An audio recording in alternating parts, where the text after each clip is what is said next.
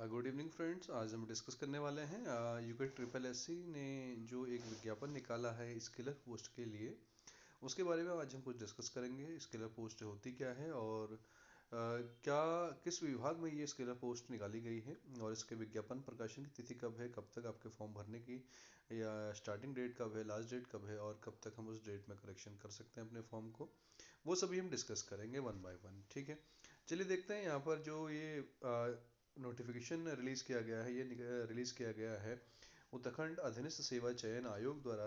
ये notification release किया गया है दिनांक 14 मई 2024 को रिलीज़ किया गया है। चयन हेतु विज्ञापन की अगर हम बात करें तो उसमें दिया गया है उत्तराखंड अधीनस्थ सेवा चयन आयोग द्वारा समूह गौ सीधी भर्ती के माध्यम से उत्तराखंड वन विकास निगम के अंतर्गत स्किलर के रिक्त पदों पर चयन हेतु विज्ञापन। स्किलर के कुछ पोस्ट रिक्त हैं, उसके उन पदों पर चयन के लिए विज्ञापन जारी किया गया है। अगर हम विज्ञापन प्रकाशन की तिथि की बात करें तो 14 मार्च 2024 है। आवेदन ऑनलाइन करने की तिथि, प्रारंभ तिथि, स्टार्टिंग जो डेट है ऑनलाइन एप्लीकेशन भरने की, फॉर्म फिल करने की, वो 18 मार्च है। और लास्ट डेट की अगर हम बात करें तो वह है 8 अप्रैल। ऑनलाइन आवेदन पत्र में यदि हमें करेक्शन करना है तो उसके लिए जो करेक्शन विंडो है वो 12 अप्रैल से 14 अप्रैल के बीच में खुल जाएगा हमारे लिए। ठीक है, चलिए आगे बढ़ते हैं। उसके बाद दिया गया है कि अगर हम टोटल पोस्ट की बात करें, टोटल नंबर ऑफ पोस्ट की बात करें तो टोटल नंबर ऑफ पोस्ट जो हैं वो सबसे पहले तो ये समूह गौ की सारी पोस्टें हैं, ग्रुप सी की पोस्टें हैं। इसमें ये वन विकास निगम के अंतर्गत सारी पोस्टें आती हैं। इसके अंदर के जो स्केलर हैं उनके जो हमें टोटल 200 पोस्ट गिवन है ना। टोटल कितनी पोस्ट है, नंबर ऑफ पोस्ट 200 हैं और उनके लिए हमें इस वेबसाइट के माध्यम से क्या करना है, अप्लाई करना है। यदि हम इन जो ये पोस्ट निकाली गई हैं इसके लिए एलिजिबल हैं तो हम इस वेबसाइट्स के माध्यम से क्या कर सकते हैं, अप्लाई कर सकते हैं। और 8/4/2024 तक इसकी क्या है, लास्ट डेट है। ठीक है, अगर बात करें ऑफलाइन या ऑनलाइन मोड की, इसमें लिखा हुआ है अभ्यर्थी के चयन हेतु आयोग द्वारा वस्तुनिष्ठ प्रकार के ऑफलाइन अथवा ऑनलाइन मोड में प्रतियोगी परीक्षा आयोजित कराई जाएगी। या तो एग्जाम ऑफलाइन भी हो सकता है, ऑनलाइन भी हो सकता है, वो तो एग्जाम की कंडीशन के ऊपर है, कैसा आयोग करवाता है, कैसे आयोग को सुविधा रहती है। ठीक है, और बाकी जब जब एग्ज़ाम होगा तो मोबाइल फ़ोन नंबर से आपको क्या कर दिया जाएगा, एसएमएस के द्वारा या ईमेल के द्वारा आपको बता दिया जाएगा कि आपका एग्ज़ाम कब होना है और किस डेट में होना है ना। और आप अपनी जो एडमिट कार्ड है वो ऑफिशियल वेबसाइट से क्या कर लीजिए, डाउनलोड कर लीजिए। आपको कोई भी डाक के माध्यम से एडमिट कार्ड नहीं भेजा जाएगा, इस बात को भी आप ध्यान देंगे, है ना। चलिए आगे बढ़ते हैं। इसके बाद अगर हम बात करें यहाँ पर जो 15 स्केलर है, कितनी पोस्टें हैं, क्या क्या इन पोस्टों का जो करे, क्या कहते हैं, पोस्ट किस तरह से डिवाइड की गई कैटेगरी वाइज, वो हम देखेंगे। स्केलर पोस्ट है, इस पोस्ट की अगर हम बात करें तो ये स्केलर जो है उत्तराखंड वन विकास निगम में है। और सबसे अनुसूचित जाति की बात करें तो इसमें 38 पोस्ट हैं टोटल आपके पास, उत्तराखंड वुमेन 12 हैं। ऐसे ही एसटी की अगर हम बात करें टोटल पोस्ट 8 हैं जिसमें 2 उत्तराखंड महिलाएं हैं। ओबीसी की अगर हम बात करें टोटल 28 हैं जिसमें 8 उत्तराखंड वुमेन हैं। ईडब्ल्यूएस की बात करें 20 पोस्ट हैं और 6 उत्तराखंड वुमेन हैं। जनरल की अगर बात करें टोटल 106 हैं जिसमें 32 के हैं उत्तराखंड वुमेन हैं। 7 आपका एक्स सर्विसमैन के वालों के लिए हैं। ऐसे ही 4 पोस्ट क्या है, फिजिकली हैंडीकैप और ऑडियो विजुअल एड्स या अनाथ या लोकोमोटर डिसेबल वालों के लिए भी कुछ पोस्टें रखी गई हैं, है ना। तो इस तरीके से जो ये आपकी पोस्ट है उनका उन पोस्टों को डिवाइड किया गया है ना। चलिए आगे बढ़ते हैं। यहाँ पर दिया गया है आपके पास टोटल, मतलब हार्ड और हियरिंग पार्शली डीफ, है ना, एसिड अटैक विक्टिम्स वाले, इनके लिए भी क्या है, कुछ पोस्टें हैं जो हम यहाँ पर डिस्कस कर रहे थे, है ना। इस तरीके से अगर हम सैलरी की बात करेंगे तो सैलरी की अगर हम बात करें तो यहाँ पर सैलरी जो है 19,900 से लेकर 63,200 मीन्स लेवल 2 की पोस्ट है। आयु सीमा 18 से 28 वर्ष है। एज का ध्यान देंगे, 18 से 28 वर्ष के 20 तक या 18 से 28 ईयर वाले ही इसमें क्या कर सकते हैं, अप्लाई कर सकते हैं। इस बात का आपको खासकर ध्यान देना है। और ये पद जो है ये अराजपत्रित स्थायी है, अंशदायी पेंशन युक्त है। ठीक है, चलिए आगे बढ़ते हैं। अगर हम आगे बात करें इसकी एजुकेशन क्वालिफिकेशन की, एसेंशियल एजुकेशन क्वालिफिकेशन जो है उसमें क्या लिखा है कि आपको किसी भी विधि द्वारा स्थापित बोर्ड, परिषद या उत्तराखंड राज्य से मान्यता प्राप्त विश्वविद्यालय से इंटरमीडिएट अथवा समकक्ष परीक्षा की परीक्षा विज्ञान तथा गणित के साथ उत्तीर्ण होनी आवश्यक है। मीन्स अगर हमें मान के चलें कि इंटरमीडिएट आपको साइंस से पास होना आवश्यक है, ये ध्यान देंगे। और अधिमान अर्हताएं कुछ और इसेंशियल एजुकेशन क्वालिफिकेशन जो हैं वो उसमें प्रादेशिक सेना में यदि 2 वर्ष का आपका न्यूनतम अवधि तक सेवा हो, या राष्ट्रीय कैडेट कोर एनसीसी का बी और सी प्रमाण पत्र आपके पास हो, है ना, एनसीसी बी और सी सर्टिफिकेट हो तो आपको वेटेज मिल जाएगा, वो भी कब, जब आपकी लास्ट में मेरिट बनेगी, है ना। अगर हम फिजिकल की बात करें, इसमें फिजिकल जो मेजरमेंट्स हैं वो क्या क्या हैं आपके पास, उसमें देखेंगे हम। इसमें लिखा हुआ है ऊंचाई व सीने की माप। पुरुष के लिए जो है हाइट 163 सेंटीमीटर है, सीना फुलाने 5 सेंटीमीटर फुलाव मांगेगा है सीने का। महिलाओं के लिए जो हाइट है 150 सेंटीमीटर है ना। चलिए आगे देखते हैं। पर्वतीय क्षेत्र तथा अनुसूचित जनजातियों के लिए अभ्यर्थी के लिए ऊंचाई, जो हिल्स से बिलोंग करते हैं और जो अनुसूचित जनजाति वाले हैं उनके लिए ऊंचाई में थोड़ा रिलैक्सेशन है। पुरुष के लिए 152 है, महिलाओं के लिए 145 सेंटीमीटर है। और सी पॉइंट है, किसी भी ऐसे व्यक्ति को सीधी भर्ती द्वारा सेवा किसी पद पर पदयुक्त नहीं किया जाएगा जिसके समदृष्टि +-4 डायप्टर से अधिक दोष हो, है ना। ये तो +-4 से कम हो तो उसको अधिक दोष हो तो उसको क्या कहते हैं, कंसीडर नहीं किया जाएगा इस भर्ती के लिए, ठीक है। अगर हम सारी दक्षता परीक्षा की बात करें, इसमें तो ये तो हाइट मेजरमेंट हो गया था आपका। अगर हम ये देखें तो इसमें दिया गया है पुरुष के 25 किलोमीटर की दौड़ होगी। बॉयज जितने भी हैं ध्यान देंगे, पुरुष 25 किलोमीटर की आपकी दौड़ होगी जिसमें 4 घंटे अधिकतम दिए जाएंगे आपको। शॉर्टपुट होगा आपका, शॉर्टपुट के लिए 5 मीटर और महिलाओं के लिए 3.5 मीटर है।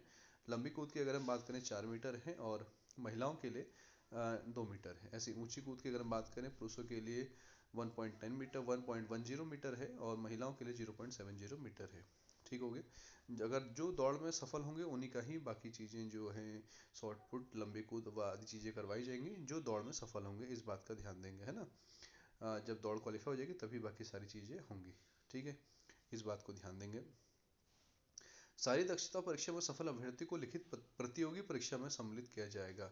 यदि आप फिजिकल क्वालिफाई कर लेते हैं तभी जाके आपको क्या होगा, तभी जाके आप क्या करेंगे, रिटर्न के लिए क्वालिफाई करेंगे, अदरवाइज नहीं, है ना। इस बात को ध्यान देंगे। जब आपका फिजिकल क्वालिफाई हो जाएगा उसके बाद ही आपको रिटर्न का एडमिट कार्ड इशू किया जाएगा, है ना। पर्वतीय क्षेत्र के अभ्यर्थी को शारीरिक अर्थ में छूट देते हैं। पर्वतीय क्षेत्र के प्रमाण पत्र आपके पास हेल्थ सर्टिफिकेट होना जरूरी है ना, यदि आप छूट चाहते हैं तो, ठीक। यदि हम रिटर्न का जो सिलेबस है उसकी बात हम करें तो उसका जो पाठ्यक्रम है वो हमें दिया गया है। उसमें कहा गया है 100 अंकों की जो है आपकी multiple choice questions, objective type questions होंगे जिसके टाइम लिमिट होगी 2 आवर, है ना।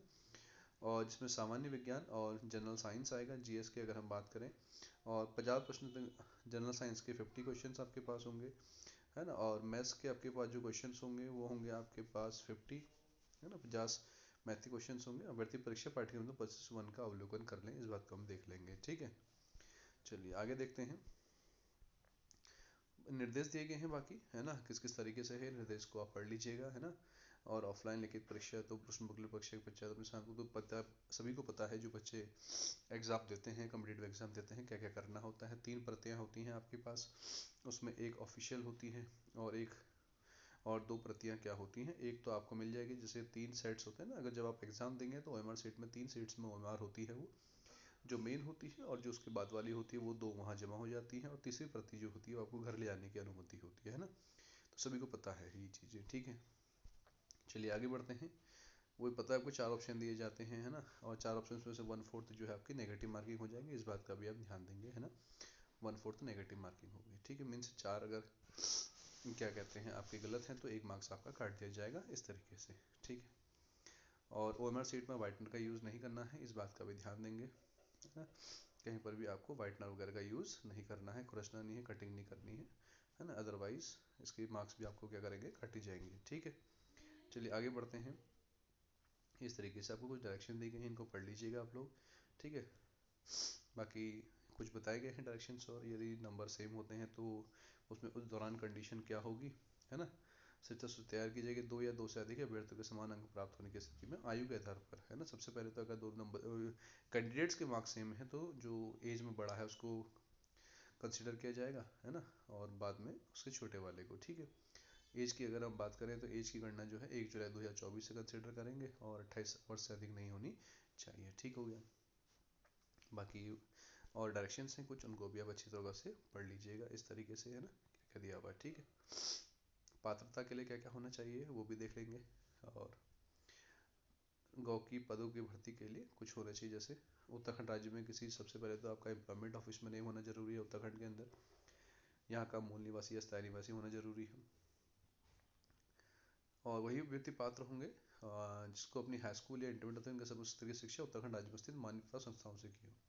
ये फॉर्म वही लोग भर सकते हैं जिन्होंने अपना हाई स्कूल और इंटर मीन्स 10th और 12th यहीं से किया हो उत्तराखंड से, वही लोग इसके लिए क्या कर सकते हैं, अप्लाई कर सकते हैं। इस बात को खासकर ध्यान देंगे, ठीक है।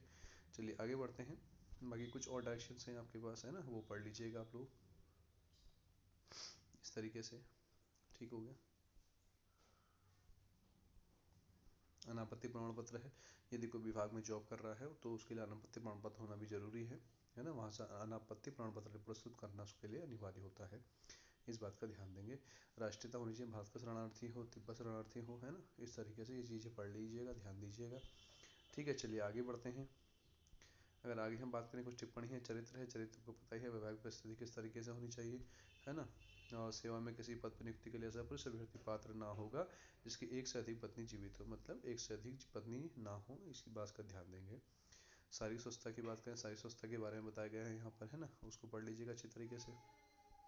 आरक्षण की बात करें, आरक्षण को पढ़ लीजिएगा, शायद हॉरिजॉन्टल रिजर्वेशन हो गया, है ना, ये भूतपूर्व सैनिकों के लिए है, ये सभी चीज़ें पढ़ लीजिएगा, ठीक है। ये सारी चीज़ें हैं। और ऑनलाइन जो अप्लाई करना है उसके लिए जो फीस वगैरह वो किस तरीके से देखेंगे। अगर हम जनरल की बात करें, जनरल की फ़ीस 300 रुपये है, ओबीसी की, और SC ST EWS की फ़ीस 150 है। दिव्यांग जो है उनकी फ़ीस 150 है, और ऑर्फन की जो फ़ीस है वो निल है, मीन्स जीरो है, इस बात का ध्यान देंगे। ऑर्फन कैंडिडेट जो है उनके लिए कोई भी फीस नहीं है, इसको ध्यान देंगे, ठीक है। चलिए आगे बढ़ते हैं। अगर हम आगे देखें तो आगे बहुत सारी दिए हुए फॉर्म कैसे कैसे भरना है, इस चीज़ को देख लीजिएगा आप, कोई इतना टफ नहीं है फॉर्म भरना, है ना, ये सारी चीज़ें हैं, ठीक है। और बाकी इस तरीके से कुछ गाइडलाइंस हमें दी हुई हैं, इन सभी चीज़ों को हम पढ़ लेंगे, ठीक है। और ये आपका सिलेबस है किस किस तरीके से आएगा, है ना। सिलेबस की अगर हम बात करें तो सामान्य विज्ञान GS के बारे में दिया गया है, यूनिट फर्स्ट क्या क्या दिया गया है, इस सारी चीज़ों को पढ़ लीजिएगा, है ना। 9th 10th का साइंस है सारा, है ना, 12th का साइंस आपके पास होगा सारा, 9th 10th का साइंस है, ठीक है। यूनिट 2 दिया हुआ है, इसी तरीके से ये सारी चीज़ें देख लीजिएगा, फिर ना 1 बाय 1 किस किस तरीके से क्या क्या सिलेबस है आपके पास। अगर मैं यहाँ सिलेबस देख पा रहा हूँ तो मुझे 9th 10th का ही जो सिलेबस है प्रॉपरली देख पा रहा है, मैथ में भी, है ना, इस तरीके से सिलेबस की बात करें, मैथ में ही सिलेबस है। और ये SST क्या कहते हैं, स्टेट हो गया आपका, प्रोबेबिलिटी हो गया, है ना, ये ट्रिग्नोमेट्री हो गया, एरिया रिलेटेड टू सर्किल आ गया आपका, क्वाड्रेटिक इक्वेशन आ गया, और लीनियर इक्वेशन इन 2 वेरिएबल्स आ गया आपका, नेचुरल नंबर्स आ गया, है ना, वास्तविक संख्याएं आ गया, सभी चीज़ें 50 नंबर की आपकी मैथ है। मीन्स ये मान के चलें, अगर आप 10th तक का जो आपका सिलेबस है उसको हम कवर करते हुए चले तो हमारे लिए क्या हो जाएगा, आसान हो जाएगा, है ना। 10th तक का सिलेबस हमें कंसिडर करना है, और हम 10th तक की अगर हम बात करें, 10th तक की जो हमारी बुक है, 10th तक का जो हमारा मैथ और साइंस है उसको अगर हम पढ़ लें 10th तक का, है ना, 10th तक की मैथ और साइंस उसको हम अगर अच्छे से कंप्लीट कर लें तो हमारे लिए ईजी हो जाएगा, इसको निकालना, है ना, बहुत आसान से मैथ और साइंस दिया हुआ है, ठीक है। चलिए आगे बढ़ते हैं। बाकी ये कुछ सर्टिफिकेट्स वगैरह हैं, क्या क्या करने हैं आपको, इनको देख लीजिएगा, है ना, चाहे वो जो छूट वाले हों, है ना, आर्थिक श्रेणी वाले बच्चे हों, सभी के लिए है, ठीक है। आर्थिक रूप से कमज़ोर वाले हों, ये हर तरीके के फॉर्म आपको दिए गए हैं, ठीक है। चलिए तो आसान सा है, और कोई भी परेशानी हो, कोई भी डाउट हो तो हमें बताइएगा आप, है ना, कमेंट करिएगा, कोई कमेंट सेक्शन से आपको डाउट क्लियर कर देंगे, है ना। चलिए ठीक है, थैंक यू।